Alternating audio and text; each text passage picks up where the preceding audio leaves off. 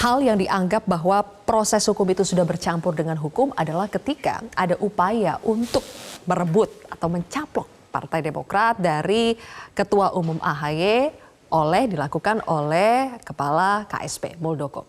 Pak Didik, Bang Nasir sudah melempar bolanya ke Pak Didik ini tadi soal membegal Demokrat. Itu adalah salah satu langkah untuk menunda pemilu atau lebih tepatnya untuk menjegal Anies. Betulkah demikian? Begini, sebelum saya menjawab itu tentu kata kuncinya adalah tidak ada asap kalau tidak ada api. Artinya apa? Jika kemudian seperti Bang Denny Indrayana, juga ada kelompok masyarakat yang kemudian terus khawatir terjadinya upaya-upaya untuk mengganggu pemilu ini, tentu itu hal yang wajar gitu. Karena apa? Ingat dulu bahwa muncul berbagai wacana dan gerakan yang kemudian pertama kita melihat memperpanjang masa jabatan. Kemudian bergulir juga kemudian isu terkait dengan penundaan pemilu.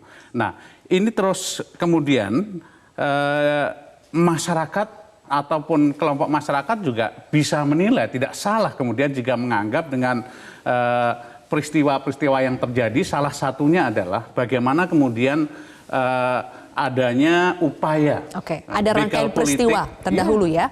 Oke, yang terkait dengan Demokrat. Dan ini common sense, rasional ditangkap publik.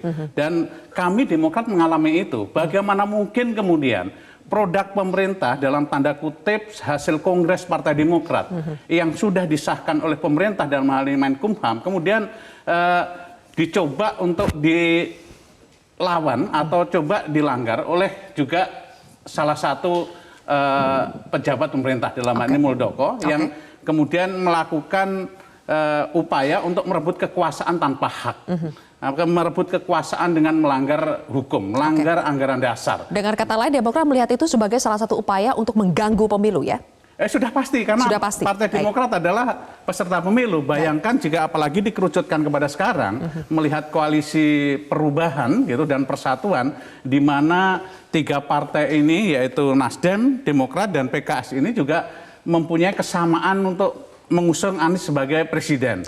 Kemudian kita juga melihat secara kalkulasi matematika, angka-angkanya adalah jika salah satu ini kemudian diganggu tidak menjadi bagian pengusung, maka Anies pun juga tidak bisa naik. Nah, ini yang tentu tidak bisa kemudian dianggap berdiri sendiri, yang kemudian kita juga harus waspadai gitu ya, karena upaya-upaya untuk mengganggu Demokrat terkait dengan begal politik masih terjadi. Masih terjadi. Saya ingin pastikan ke Mas Faldo, karena yang disebut di sini adalah Kepala KSP, orang lingkaran istana. Presiden Jokowi sebagai atasan Kepala KSP Muldoko dinilai membiarkan dan merestui Muldoko. Ya, penilaian orang kan macam-macam, Mbak Zilvia. Dan itu bebas ya. Tapi yang pertama, sikap pemerintah jelas. Ketika Ketum AHY datang ke istana, Pak Presiden menyampaikan sikapnya clear, loud and clear gitu, bahwa kita tidak terlibat. Itu satu. Yang kedua, sikap pemerintah tergambar dari apa yang diputuskan oleh Menkumham.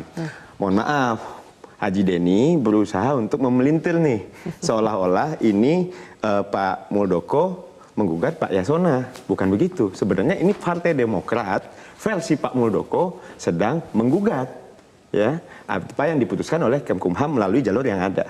Karena kan negara ini nggak negara begal-begalan. Itu yang kedua. Jadi kalau seandainya ada bukti nih, ada nih buktinya nih, nggak asumsi-asumsi bahwa memang terlibat, ya tunjukkan aja. Publik pasti ngamuk gitu. Orang pasti bisa melihat. Jadi sampai sekarang tidak ada bukti kami kira itu kalau sampai sekarang Muldoko sampai bisa mengajukan PK dan tidak ada langkah apa-apa kan dari istana, di proses hukum. Tidak bisa disimpulkan bahwa itu tidak mesti. Kalau seandainya berbicara, nanti ujungnya kan ditendang ke reshuffle biasanya tuh. Sangat nyata dan dalam common sense publik, bagaimana kemudian etika pejabat negara ketika harus melayani masyarakat, dia juga terpagari oleh etika-etika politik yang ada. Perebutan kekuasaan itu bukan hanya merebut kekuasaan dengan cara-cara yang melanggar hukum, cara-cara yang melanggar konstitusi dan etika.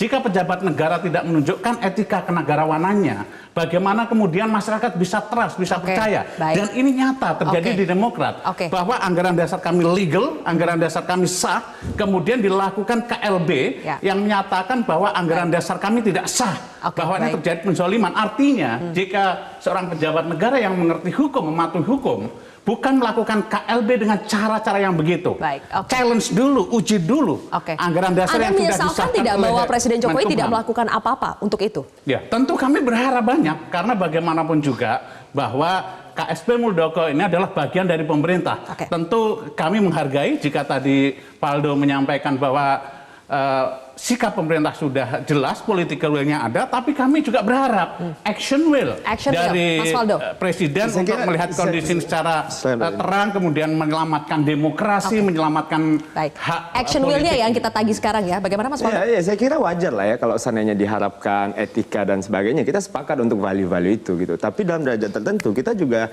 tidak bisa, ya nanti kalau diintervensi dibilang pemerintah eksekutif intervensi lembaga penegak hukum gitu kan.